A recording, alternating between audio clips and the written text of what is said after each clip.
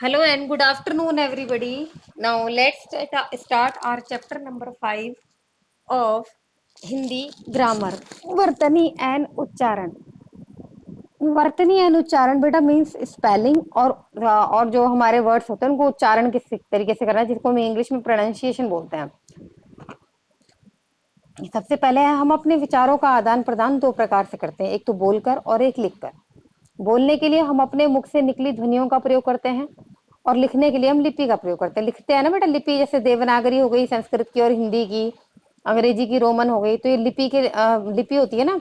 इस प्रकार भाषा की दोनों पद्धतियां स्वतंत्र रूप से कार्य करती हैं, किंतु लिखित रूप की एक विशेषता यह है कि यह भाषा के मौखिक रूप को सुरक्षित रखती है। मतलब लिखित रूप की एक विशेषता ये है कि ये भाषा के मौखिक रूप को सुरक्षित रखती है, मतलब जो बोलने वाला रूप है उसको सुरक्षित रखती है।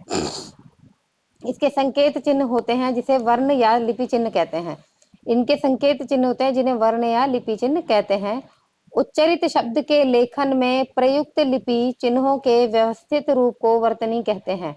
उच्चरित शब्द के जो उच्चारण करते हैं हम, उस शब्द के जो लेखन में प्रयुक्त, जो हम मतलब जो हम बोलते हैं उसको अगर हम लिखते हैं तो उस लिखने में जो जो लिपि चिन्ह यूज होते हैं उनके व्यवस्थित रूप को हम वर्तनी कहते हैं। उनका जो एक व्यवस्था वाला रूप होता है, नियम और रूल रेगुलेशन के अकॉर्डिंग जो हम फिट करते हैं उसको हम बोलते हैं वर्तनी। अब लिपि चिन्ह क्या होता है? हिंदी लेखन में देवनागरी लिपि का प्रयोग होता है। देवनागरी लिपि की विशेषता यह है कि उसके प्रत्येक लिपि चिन्ह की एक ध्वनि होती है। देवनागरी में क्या होता है कि हर एक लिपि चिन्ह की एक ध्वनि होती है। जो भी लिखते हैं हम उसकी एक ध्वनि होती है। देवनागरी लिपि चिन्हों को मुख्य रूप से 4 वर्गों में बांटा गया है। जो देवनागरी जो लिपि है हमारी हिंदी और संस्कृत की, उनको 4 भागों में बांटा गया है। जैसे मूल लिपि चिन्ह, इसमें सभी स्वर तथा व्यंजन आते हैं। जो मूल लिपि चिन्ह है इसमें सभी प्रकार के स्वर तथा व्यंजन आते हैं, जैसे अ, ई, उ, क, त, प आदि। और संयुक्त चिन्ह कौन से होते हैं? इसमें केवल संयुक्त व्यंजन आते हैं, जैसे श्र, त्र, ज्ञ, श्र। और मात्रा चिन्ह वाले कौन से होते हैं? मात्रा चिन्ह में आपके होते हैं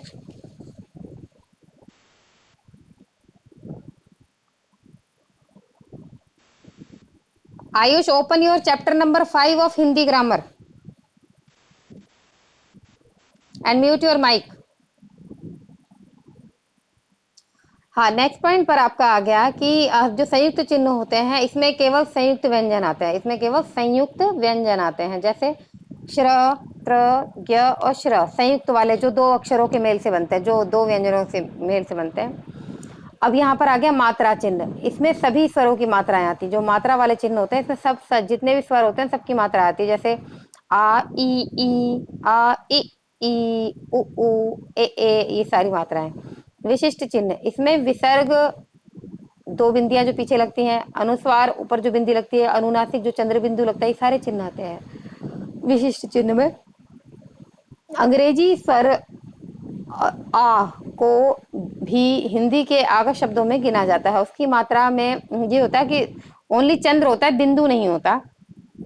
जैसे डॉक्टर, कॉपी, इसमें बिंदु नहीं है, ओनली चांद का निशान है, चांद जैसा। अस्वर के अतिरिक्त सभी स्वरों की अपनी मात्राएं हैं।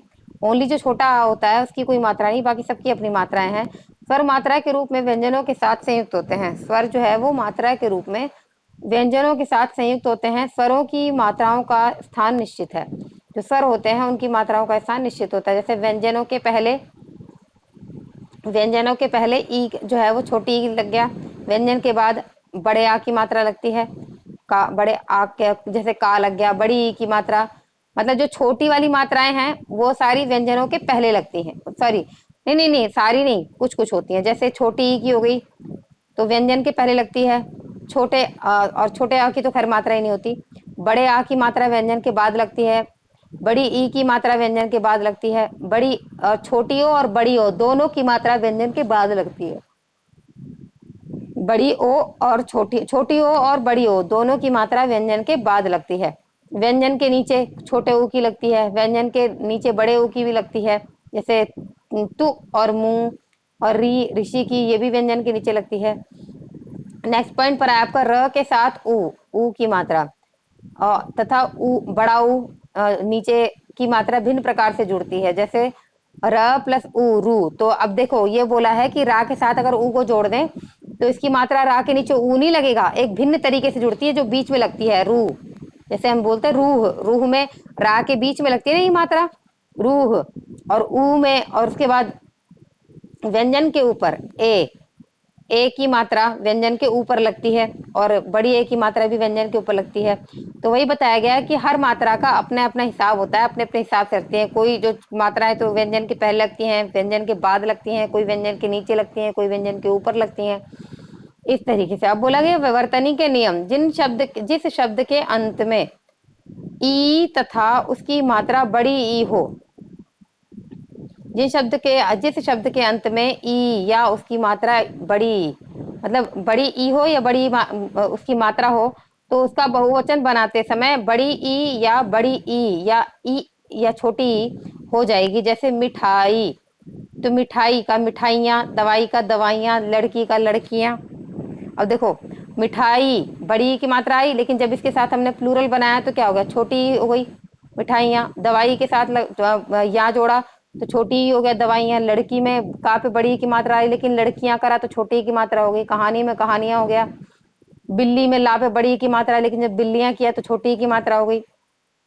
तो वही बोला कि जिस शब्द के अंत में ऊ बड़ा ऊ की मात्रा हो, उसका बहुवचन बनाते समय, अब ये रूल दिए गए हैं बेटा सारे वर्तनी के। जिस शब्द के अंत में ऊ की मात्रा हो, जिन शब्द के पहला वाला नियम क्या कहता था कि अगर लास्ट में बड़ी ई की मात्रा है तो जब जब उसका बहुवचन बनाएंगे तो उसकी मात्रा छोटी हो जाएगी। जैसे मैंने अभी आपको बताया, जैसे लड़की में का पे बड़ी की मात्रा है, लेकिन इसका जब बहुवचन बनाया लड़कियां तो का पे छोटी की मात्रा होगी, इसी तरीके से। नेक्स्ट पॉइंट आपका क्या कहता है, जिस शब्द के अंत में बड़ा ऊ की मात्रा हो, उसका बहुवचन बनाते समय छोटा ऊ हो जाएगा। जैसे लट्टू, लट्टुओं, छोटा हो गया, टा पे छोटी की मात्रा होगी, छोटे ऊ की, सॉरी। और भालू है, भालू पे ला पे बड़े ऊ की मात्रा, लेकिन जब भालुओं हो गया तो छोटे ऊ की मात्रा होगी ला पे। उसी तरह प्रकार से बोला है अकारांत, अकारांत और अकारांत शब्दों के बहुवचन में ओकारांत रूप अनुस्वार युक्त होता है। जैसे पहाड़ का पहाड़ों हो गया, वृक्ष का वृक्षों हो गया, लड़का का लड़कों हो गया। नेक्स्ट है आपका,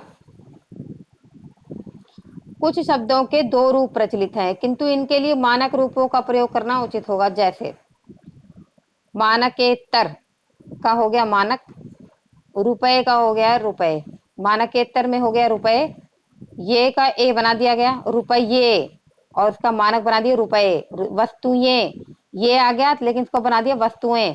गए, गए का बना दिया गए। उसी तरीके से मानकेतर में ई का ई बना दिया, नई का नई बना दिया, लिए का लिए बना दिया, ए बना दिया, मतलब या की जगह पर ए फिट कर दिया।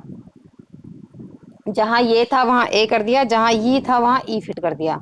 अब यहाँ पर है वर्तनी संबंधी अशुद्धियां। शुद्ध उच्चारण ना करने के कारण वर्तनी की अशुद्धियां हो जाती हैं। शब्दों में ध्वनियों की निश्चित व्यवस्था होती है, इसी निश्चित व्यवस्था के अनुसार वर्णों को लिखने से वर्तनी की अशुद्धियां नहीं होंगी। वर्तनी की अशुद्धियों के कुछ उदाहरण उनके अशुद्ध रूपों के साथ नीचे दिए जा रहे हैं। अब जैसे देखो बेटा, शुद्ध और अशुद्ध दोनों दे रखे हैं आपको। अ का आ बनाना है और छोटे ऊ का बड़ा ऊ। जैसे आधीन का हो गया अधीन, अशुद्ध था आधीन, शुद्ध बन गया अधीन। आविष्कार, आविष्कार शुद्ध है, अत्याधिक, अत्यधिक। और उसके बाद आहार, आहार, व्यावहारिक, व्यवहारिक, तो ये सारे शुद्ध हैं। बहुत, बहुत शुद्ध है। पूजा, पूजा शुद्ध है। हिंदू, हिंदू शुद्ध है। आयु, आयु शुद्ध है। गुरु, गुरु शुद्ध है। अब यहाँ पर आप ये देखिए ध्यान से कि जरा सी मात्रा के फर्क से कैसे आपके अक्षर गलत हो जाते हैं, तो हमें उन्हीं पर ध्यान देना है। मेन चैप्टर जो है वो यही बता रहा है। अब आगे है आपका शुद्ध अशुद्ध में आइए, आइए का आइए, बड़े ई की मात्रा लगा रखी है, लेकिन जब शुद्ध बनेगा तो छोटी ई की आएगी आइए।